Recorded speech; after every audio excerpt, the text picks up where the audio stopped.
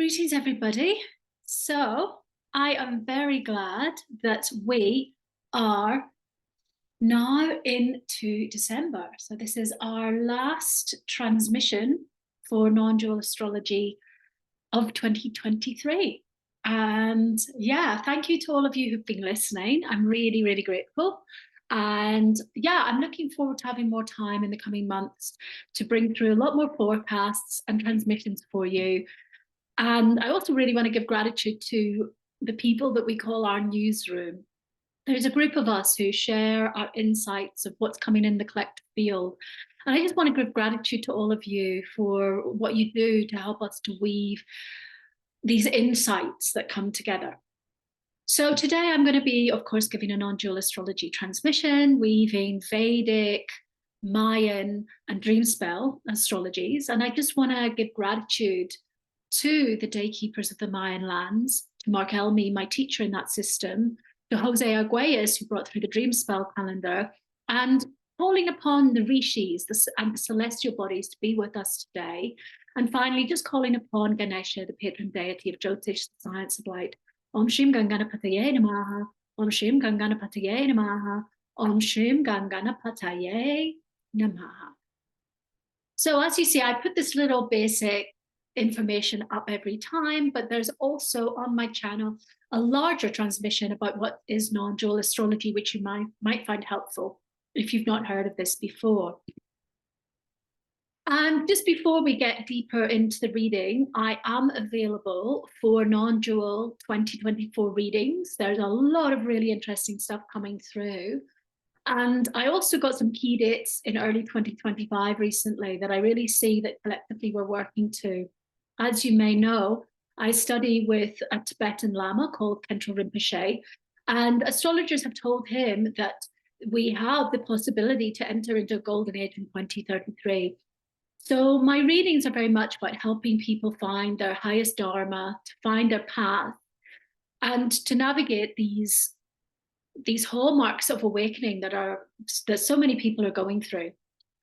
If you are maybe somebody who's realized that your whole life is changing, your employment is changing, you want to bridge your maybe corporate background with the more multidimensional insights that are coming through for you, I am available now to bring through the many years of consultancy, project management, and working from all ends of the spectrum, really, from communities up to working with the European Union, with governments in different countries, and with universities. So yeah, I'm not putting myself out there, especially in the early months of 2024, because I feel it's a very important time for us to bridge, to understand natural law so that we can actually step into our awakening in a more seamless way. Dharma Stars has an amazing course coming from February, and early bird discount is available now, the Shambhala Warrior Training. I am so excited to have the opportunity to bring together many, many, many years and decades of work in the field, and also teachings from wisdom keepers and elders all around the world and spiritual leaders. So please get in touch with us if any of that is enticing for you. And now on to the reading. Okay, so yeah, I think I just want to place something that I've said in the beginning slide, which is that I really want to acknowledge the wobbliness that a lot of people experienced in the last month or so. We've had a lot of energy of war with Saturn, Mars aspecting, and it's been really difficult for a lot of people. A lot of people have felt very dysregulated. They've had basically a lot of trauma manifesting for what would almost seem like a disproportionate reason. And that is one of the hallmarks of trauma, is that sometimes something could seem 1 out of 10 in terms of severity, but it feels like a 10 out of 10 in the body. And I just really want to say that I know that a lot of you have said that your symptoms are starting to wear off. And isn't it interesting that we've had this short ceasefire in the Middle East, and let's hope that it's longer. And I just want to give the good news that I feel that December is, again, it's going to be more peaceful. than the eclipse time and then the integration of the eclipse. So yeah, enjoy that. So because January will have a little bit more of a mixed bag, but I just really wanted to speak to your bodies, to your parts, because sometimes we need to hear that, to have the permission to let go of being hypervigilant. So we don't see any really crazy stuff going on in December. We do have, of course, Jupiter's finishing its retrograde at the end of December, and Mercury is going to be going retrograde on the 13th of December to the 1st of January. Now, what's really interesting, and we're going to see that later in this transmission, is that, wow, we are getting this kind of New Year feeling. And as an astrologer, I do not believe that the 1st of January is the new year. And actually, in different astrological systems, the new year starts at different times. So we might have the Chinese New Year, which is usually late in January. In the Mayan sacred calendar, the new year is generally in the first half of February. And then, of course, the astrological new year, as we know it, is usually in Western astrology, it's from late March. Okay. So nobody says that the 1st of January is the beginning of the new year. But what's really funny this year is that Jupiter goes direct on the 31st. So we have this sense of forward motion that's happening for everybody. And I think that a lot of you are feeling that. You feel like you're putting your finishing touches to something and you know something good's going to move forward. And also we have Mercury retrograde, which we'll be talking about later, again, completing on the 1st of January. So that is why I am saying that there is something of a festive season. We don't have so much crazy conflictual energy in the skies. And of course, we all have the solstice coming up, and you know, this is acknowledged all around the world, whether you be in the global north or the global south. So it does feel a little bit like a festive season this year, especially if you're from a denomination or a culture that has a festive season at this time. You may feel that a little bit, and that's okay to enjoy that, because yeah, maybe the hard work is going to really begin in January. Okay. So on to the dream spell calendar. What's going on here? Okay, so right now we are in the sun. Well, you might not be, but if you're listening to this from the 29th of November, we're in the sun wave spell. And I spoke a little bit about this in November. This is a great time for getting that, oh, I'm back sort of feeling from the abyss that some of you may have experienced. And the sun is a great illuminator. It's transcendental. It's got very regal qualities. In many astrologies, the sun connects to the Atman, which is the soul essence that's beyond our personality, right? It's a higher soul essence. As we know, sun is always shining. And that's one of the shadows we need to look out for, that sometimes it's so busy shining, it doesn't make space for anybody else. And of course, the way we experience sun in our ecosystem is that we have nighttime. And therefore, it's really important to understand the sun energy as don't burn people with all your offerings pummeling everybody. You know, I think people will feel a renewed sense of confidence, but make sure you use the yin yang approach. Make sure there's space for other people in what you're doing. Don't make it all about you. Okay. And I think that would probably help at this time. But I think a lot of people will really enjoy this feeling. And you know, it's that sort of time where people start to have like work office parties in the global north and things like that. And they want to be seen a little bit again. And that's okay. So if you are feeling a little bit more social than normal, that's definitely in the stars, as we'll see later, because Venus is in its own house of Libra in Vedic astrology. So there is a nice Venusian, shining illumination quality that you can really make use of in the first half of the month. Second half of the month, or at least from the 12th to the 24th, we're in Skywalker wave spell. And if you look at the bottom right corner here, you'll see that the Skywalker is the only glyph that has just straight lines. And Skywalker is seen as an intermediary between heaven and earth. It's seen as a responsible energy rather than crazy out there, super woo-woo, okay? It grounds its spirituality, it grounds its dharma. And therefore, sometimes it can be a little bit rigid. It's quite interesting because the sun can be a little bit rigid too. I find Skywalker time really useful for getting my affairs in order. I am often doing things like quantum work, and I can't do sums, I can't do maths. And then I can do maths when I want to. And then when Skywalker switches on, it's time that we get our affairs in place. We go and do our figures, we do our tax returns, things like that.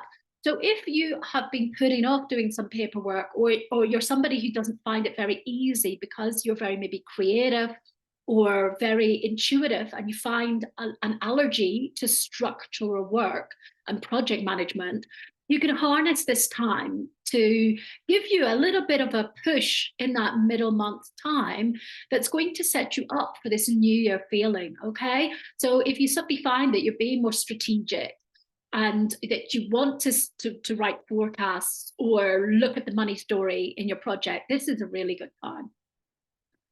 Okay, then from the 25th to the 6th, we have the World Bridger. And isn't that interesting? Right over that time of transitioning into, in Gregorian terms, a new year, we have this bridging into another world.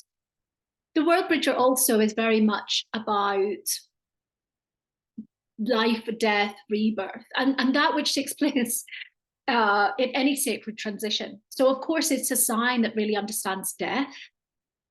And it may be that some people are coming together, and this winter they're in the global north, there are people that are no longer with them, and they're here to honor that. It also can be rites of passage of any sort. And sometimes it could be even that you have family gatherings and you realize certain relationships are changing. It's quite interesting because a lot of people have quite a lot of conflict around times like Christmas, for those who celebrate it. And sometimes they have really disruptive energies within their family unit. So just honor that everything's always changing and that everything's going through life, death, rebirth. And it may be that over this period of time that you do have some significant endings, but understand that this is very much the completion stage of Jupiter's retrograde and Mercury's retrograde, helping you to complete that audit of, okay, what's not coming with me? And that process is completing around the 6th of January. Okay, in the sacred Mayan calendar, and this month we've got animal totems. So we're just finishing off Caneel, Trisena. And Caneel is very much, it's like a star energy, or it's like the head of a very bright, luminous yellow flower. And so this is very much about the abundance we can create through projects. And it's often about reaping the results of something from before. Caneel energy is also, it's also very charismatic. A person who's Caneel could be very charismatic. They can light up the room when they come in, but also sometimes they can be a little bit superficial and shirk responsibilities. But again, you should be feeling this sense of knowing what's what. In the earlier part of November, it was very much a sense still of a great unknown. And as I said in last month's transmission, it was almost like a big reveal was happening as we migrated through November. And now we have this possibility to move with more awareness. The stars are on our side, time is on our side to help us now to make tangible projections and forecasts and plans. Okay, so this is really good. So it is a nice time to start to anchor things. And that energy carries over into the 5th to the 17th with Emosh. And Emosh it can be seen as a lily, a crocodile, or a dragon. And it's very much about the connection to the primordial waters, this void where there is nothing and there is everything. And that soupy sort of place where it's non-conceptual, but it births new things. So again, we have this gestational energy on our side again from the 5th to the 17th, the new dream, the first potential. And again, that might not be in such physical form, But then, similar to the way Skywalker is kicking in the middle of the month, we also have Ish, which is more of a female energy. It's like the female shaman. It is also connected to the Jaguar. So it's a nice time to do ceremony over that time. To, if you have a new project that you're planning, to not just have a meeting about it, but have a ceremony about it, give some offerings. Because when we do that, when we weave together in ceremony, when we open sacred space for something, we've also got the universe and the guides on our side. So you may benefit from actually veering off maybe your normal work or life way of doing something. And if there's a relationship you're wanting to heal, do ceremony with each other. If there's a new project you've been dreaming in and talking about, open a sacred space for it and maybe make it some offerings to pray for the goodness of that. And of course, you could take that into a solstice ceremony, which would be really lovely. And this energy also helps us to transmute anything that was heavy that doesn't serve and bring it back as more vital energy. So it feels very much also like this completion of the eclipse time. And actually, it's 6 weeks after that. So it's a really nice time to honor, but to honor through the realms, utilizing Skywalker in one area, which is helping you be structural and efficient, but also to take it to a new spiritual dimension by going to a sacred site and saying, let's have a prayer for our business for the rest of the year, or well, I mean for 2024. Let's really dream this, and let's give offerings, because this is obviously what the ancients did and what we've forgotten. And when you do that, you often find that actually it's so much easier to do things because you were in sacred space about it. Okay, and then we end the year with Pech.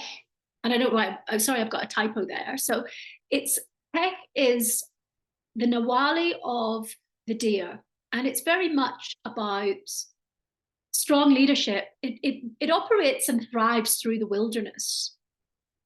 Pech has to be careful that it's not too strong. Okay, some of the stronger glyphs in the sacred calendar, there's a warning about their energy being too strong. We have that with the wind, we have that with the serpent, we have that with Pech. So there is this really beautiful new determination that's springing forth right on the 31st. So we bring in the new year with this new vitality and determination, which is a great way to start the year rather than feeling depleted and demoralized. So you can really see the stars lining up when you look at this Jupiter and Mercury going direct and Keth coming in and World Bridger. I hope you can see how there's this amazing feeling of something new really, really coming through. Okay, so on to the Vedic astrology. What can we see? Well, as I mentioned, we have more flow. What we had last month was that we have had Mars and Venus in uncomfortable signs and uncomfortable aspects. And this sense of a reprieve kicks in because Mars is now at home in Scorpio. It's happy in Scorpio. And yes, there's a sense of energy and ignition of things that takes place. Mars is the commander. So Mars wants to do things in a very pure way. Mars will activate things and have that discipline to get things going. In all the signs, it's actually the eunuch. It's the one that's seen as celibate.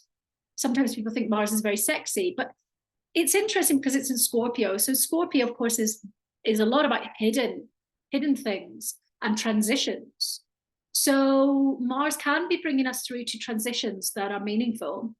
It can also give us a lot of work in that which was previously hidden from us in some way, and that which is transformative in some way. And we're going to see that actually really aligns with what's going on for Sagittarius, especially in the middle of the month. Because Sagittarius Mercury is going to be sitting in Sagittarius in the nakshatra Mula for a chunk of time in the middle of the month. And Mula is about getting to the roots of things. It's also a really good time for working with things like plants. But Mula has this drive to get deeper, not to be superficial, to go to the depths of understanding with something. So we'll talk a little bit about that in a minute. But in a way, Mars in Scorpio is also this drive. If there was something that you've been putting off because you just didn't have the staying power to apply yourself, this is a really good time for you. Now, obviously, everybody is going to have this in a different way, depending on their own placements. But yeah, I would say that by going a little bit deeper and really trying to get to the roots of things and moving beyond the superficial, this will be an investment that's going to help you. Okay, so if you really apply yourself, you will have a lot of insights that will help you to bring your own unique offerings in for 2024. So I guess one thing to say is don't just spend the time partying, because I mean, some of you, your astrology will be to be interpersonal, to find the roots in relationships. Of course, there will be that sort of thing for some people, but don't waste the time on just frivolous interactions, because there are some deeper nuances that you can get really deeply into quite easily because of the way the astrology is sitting here across the systems. Now, added to the reprieve, we have Venus in Libra, which gives this beautiful Venusian, humanitarian, interpersonal quality. And this is in Libra until the 25th. So it is okay to socialize. It is okay to like people again. It is okay to feel, okay, I'm going to go out. I'm going to enjoy people. I'm going to enjoy creativity or art or things like this. And this, again, mirrors with this slight reprieve that's taking place in the Middle East that we hope will last for longer, okay? So if you have been finding it hard, a lot of people have had a lot of this trauma that's been manifesting, this existential trauma coming through these small things, where it's been very easy to identify oneself as the victim, or to see someone else as a perpetrator, and people feeling gaslit about certain things that aren't really important, or just taking things a little bit too seriously that are only low-lying fruit in terms of our general healing, but have been magnified through our system because of what's going on for the collective. This is a really good time to put that all aside and to just breathe in the love, okay? And if you have been struggling in some sort of sense of feeling contracted into some sort of victim or perpetrator energy, you can really ask the celestial bodies, connect through to Venus, do something nice on a Friday, because Friday is Venus Day, and celebrate people, celebrate yourself, and identify the parts of you that have been up. Because anything that's not true equanimity, true love and respect for others is a part. It's a subpersonality that's linked to some wound. So this could be a really good time. I've got a lot of people coming to me at the moment for IFS, and this is what happens is different astrological configurations light up and people need different therapies. So a lot of people have been feeling it's time to find parts. So this is a really good time if you do understand subpersonalities, or you want to look into things like IFS, to do that, because it's going to make you feel a lot more balanced and expanded. It's a really nice time to remember that it's okay to be compassionate and calm and caring, okay? That we are allowed to do that. So enjoy that, okay? Then we have this Mercury retrograde from the 13th, and again, finishing right on the new year. And the Mercury retrograde is sitting in Sagittarius. Now, this is really about, so for some of you, this could mean looking into where you're going to travel next year, okay? Because Sagittarius likes to travel quite a lot. It's also about higher learning. And so there's a real sense, this whole sense that you may be going back to revise something that is for your work. It's a really good time for doing your forecasts for 2024. You've got Skywalker on your side, exactly in the same timeline. You can also,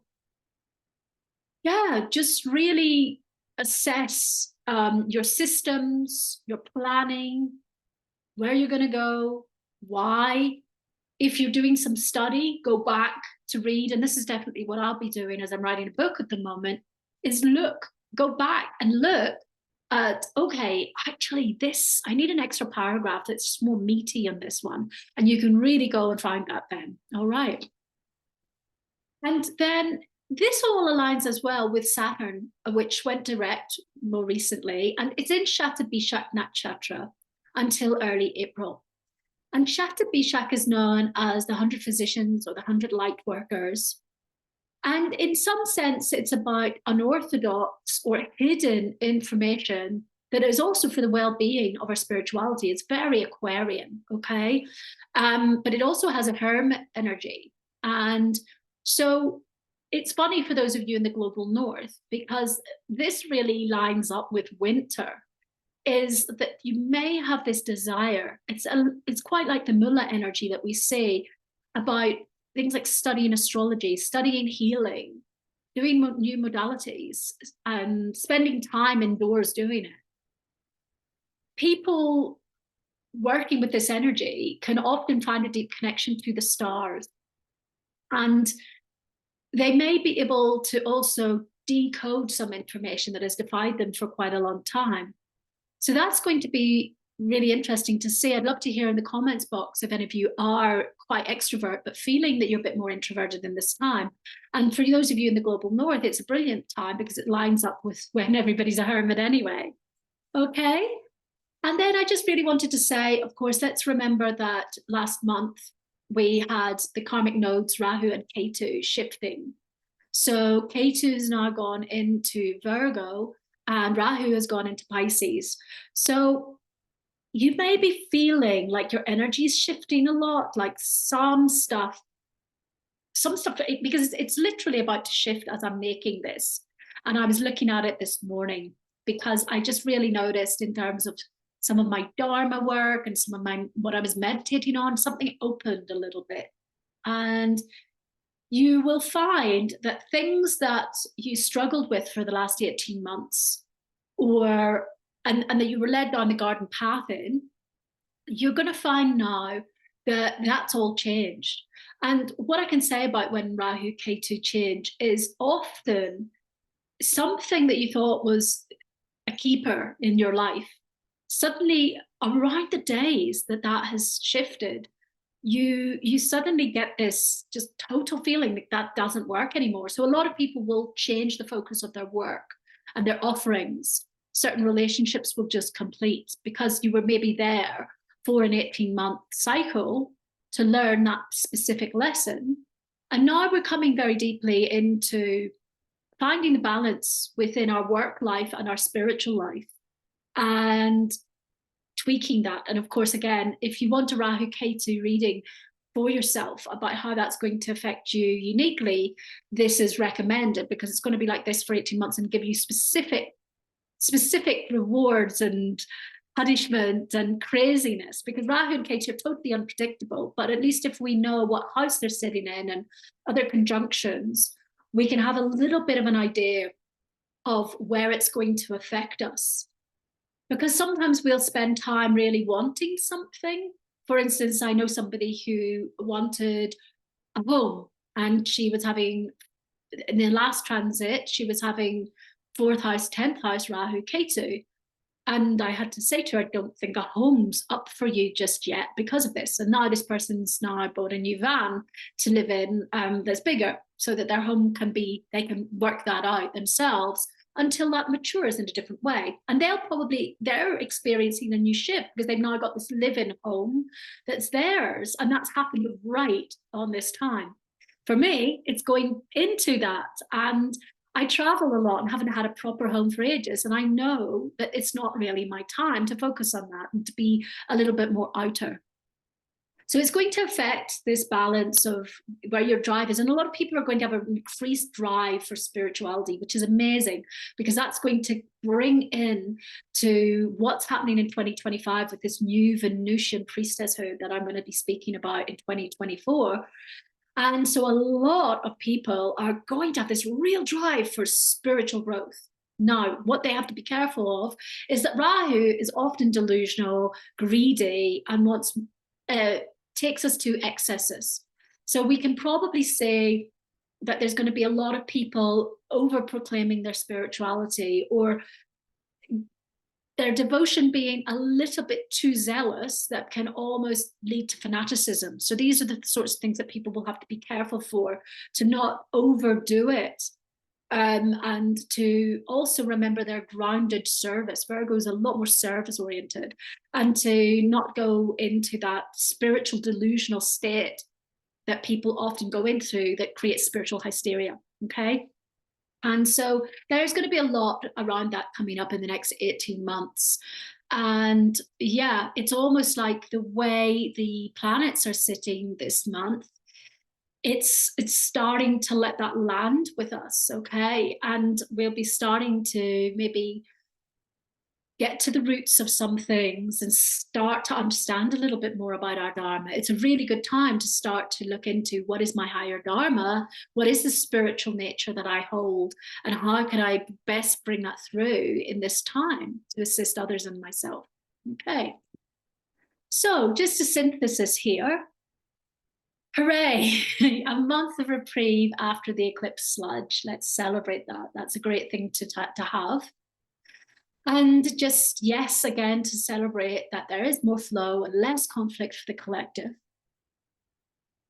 And again, if we were going to define the way the energy looks like it's going to go this month, the early month is good starter energy, this sense of being back in our bodies, back with a new sense of who am I since eclipse time. What do I bring in, and what's next? What's my new year thing? And what I would also say is, whilst we've got this new year feeling, it's a new year feeling that's going to go on for 3 or 4 months. Okay, so that's the right way to invest in this energy so that you maximize it. It's almost growing each month: January, February, March.